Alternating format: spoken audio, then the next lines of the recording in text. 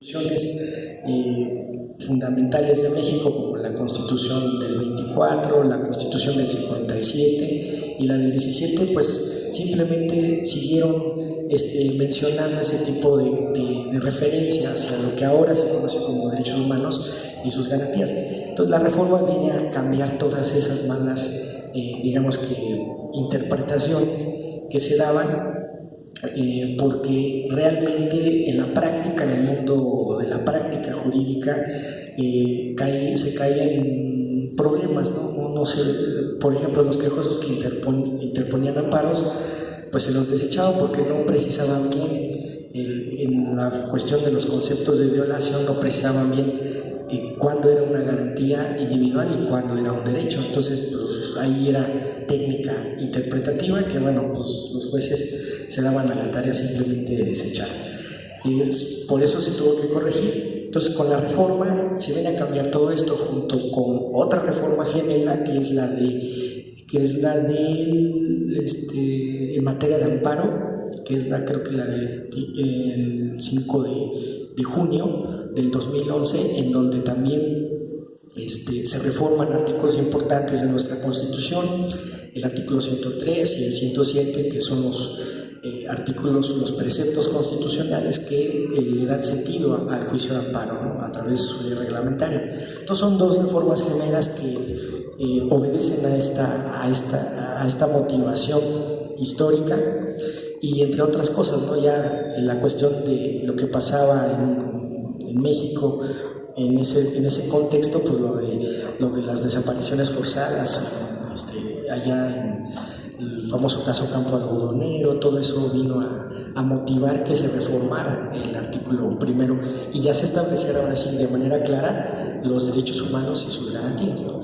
Entonces, bueno, entre otras cosas, realmente a partir de esa fecha, del 2011, en el estado del arte no hay mucha obra escrita que haga referencia ya a esa nueva oleada. La Suprema Corte de Justicia de la Nación ya emprendió la construcción de la 10ª época, ¿no? En cuestión jurisprudencial, como consecuencia de estos cambios importantes, pero en el mundo de la literatura jurídica son contados los libros que han emprendido el esfuerzo de desarrollar lo que en este caso, cito, dijo precisamente Arturo Saldívar Lelo de la Rea, un ministro de la Corte, que, bueno, más o menos es uno de los ministros que se puede salvar su trabajo, ¿no? En el tema de la defensa de la justicia, pero él hizo una referencia en el sentido de que bajo ese contexto nuevo que se vive en el mundo jurídico,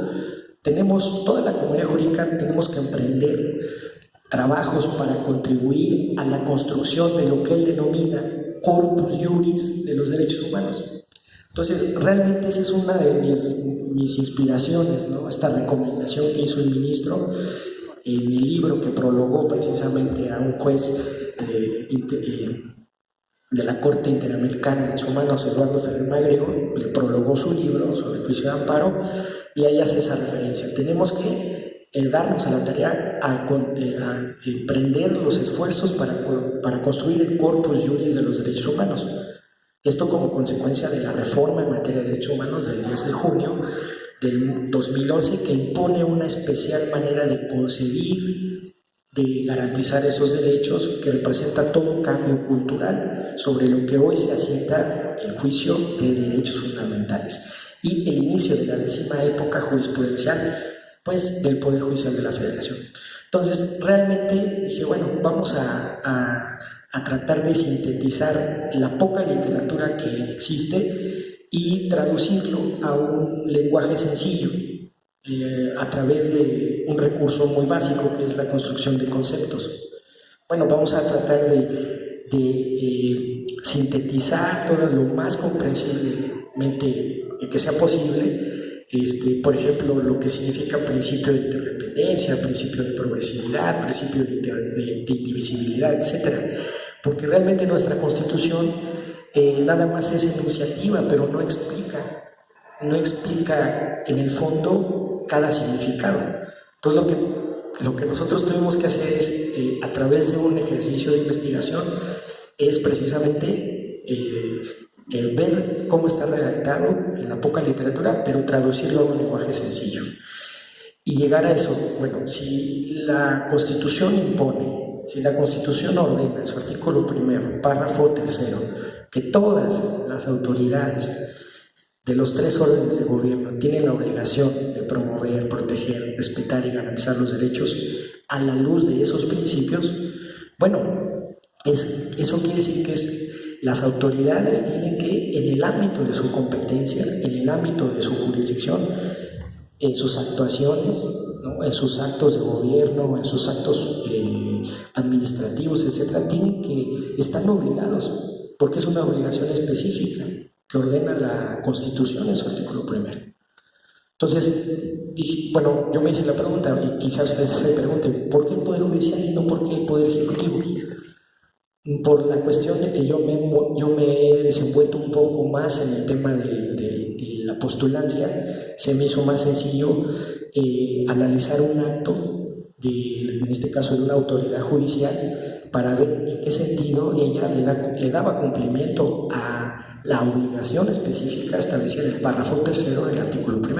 Entonces me di la tarea de analizar una sentencia definitiva que precisamente dictó un juez de distrito, el juez 3 de distrito en el estado de Aguascalientes, en donde es una sentencia dictada a la luz de un amparo indirecto que una quejosa interpone y acude a su instancia y le asignan un número, el 169/2016, diagonal 2 romano, diagonal 2 arábigo.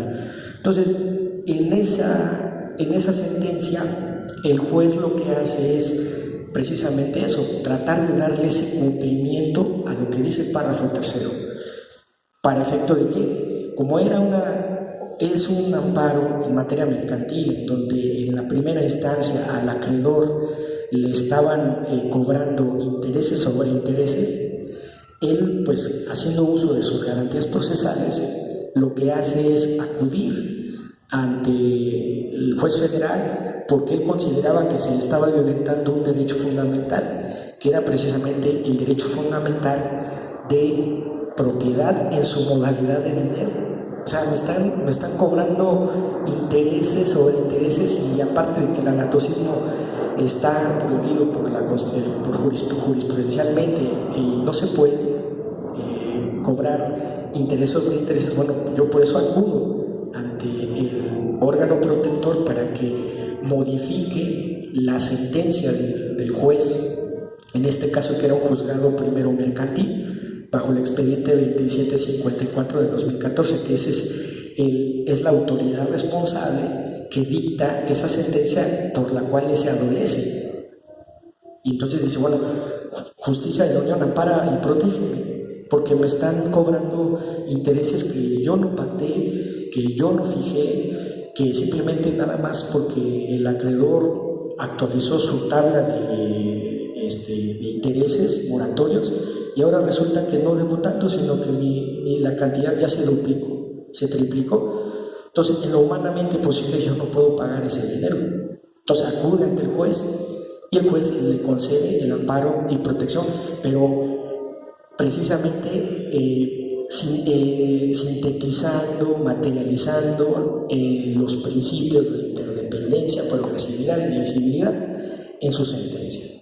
Entonces realmente este es, digamos que, uno de los otros motivos que me llevaron a tratar de llevarlo al mundo de las letras, porque, bueno, primero pues soy profesor, ese es otro de mis oficios, soy profesor.